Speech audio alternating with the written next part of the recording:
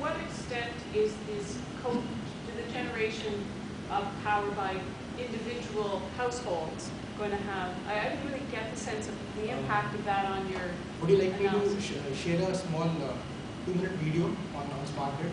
It actually explains about what are the benefits that people faced after installing the solar panels in their house. Sure. Okay.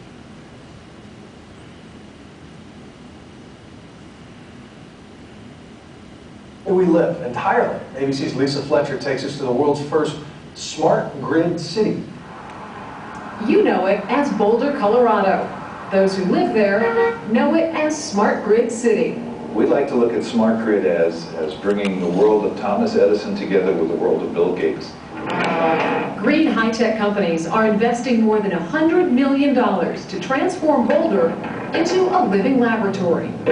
At no cost to residents, 50,000 customers will use systems that let them monitor their energy usage, know their carbon footprint, and for some, even control their heating, cooling, and lighting from anywhere in the world. Val Peterson and her husband, University of Colorado Chancellor Bud Peterson, volunteered to be part of the experiment. So my solar panels are talking to my house, are talking to my car, are talking to my house. This smart meter lets you see whether your energy is coming from dirty coal, solar, or wind. Then you decide when it's best and most efficient to consume. Boxes like this one are pretty much the brains of Smart Grid City. One has to be installed on every power pole with a transformer across Boulder, so that's got utility crews working pretty much non-stop to get it done. Those boxes allow the Petersons to control their energy usage with the stroke of a keyboard. So we're actually producing more than we're using, and the extra is going into the battery storage. Excess power is stored in the house. It can charge their hybrid vehicle or supply them with about 2 days' worth of backup power. Because of the solar panels, we've been able to not produce 590.7 pounds of carbon. And able to create enough energy to microwave 154 pizzas. Multiply that by 50,000 customers, and you're talking about quite an impact. Dennis Arfman also lives in Smart Grid City. Our monthly bill was $3. What he's learned from his smart meter inspired even more smart saving decisions. Probably the biggest change is the clothesline. We always used our electric dryer. I found out how much power that thing was consuming, which is enormous. Investors in Smart Grid City hope this project will prove to the world these kinds of systems are the future of energy.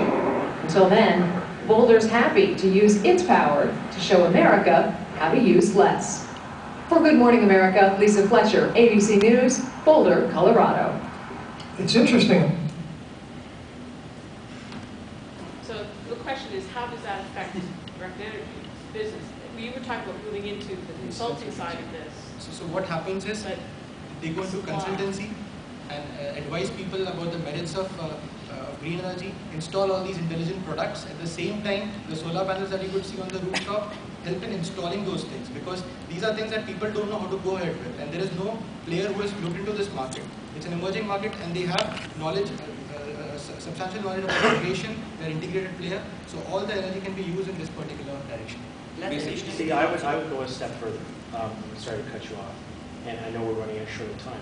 Is you've got the great strength of direct energy is you've got 4.5 million customers, 3 or 4 times greater than just energy. The one question I had is you only had 400,000 in Ontario, and that's 10%. Ontario is usually 25, 30% on sort of averages, so we can talk about that later. If you have 4.5 million customers, I think, forget about the consulting. I would become a franchisor and start finding entrepreneurial franchisees to franchise this concept out. I know one guy already that's been trying to do this, trying to get communities together. Who better to sell this than somebody that's a captain of a neighborhood or somebody that's well known to go out and sell this to entrepreneurs? Professor Superfluous has a Prius. He made a conscious decision to pay probably above market rates for a car just because he supports the green side. And a lot of us here have tried to do it if there are Priuses around to buy. There are a ton of people that would buy from this franchisee. And the other advantage of a franchise model is, notwithstanding the fact that Centric has a lot of money, is that you're basically getting your franchisees and your banks, Bank of Nova Scotia, listen up right now, is that what a great niche this would be. And it's all being financed from the banks and the individuals in the houses. And when you're selling it, you didn't mention it, but I'm fairly sure, and I don't know this as well as Liz and others, but under the new Green Energy Act, I think that the government actually has a mandate to buy your excess energy at a certain price well above the market. So there's a profitability here. The payback on putting solar panels on your house is less than 10 years, certainly less than the investment you were talking about making on the base load side. And depending how efficient everything is, probably in the 5 to 6 year period from what I've read or heard.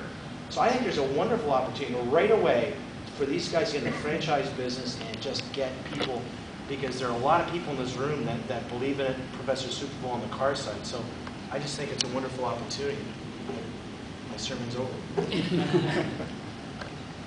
Definitely, I think that's a good approach to it. I think that's Yeah. definitely something.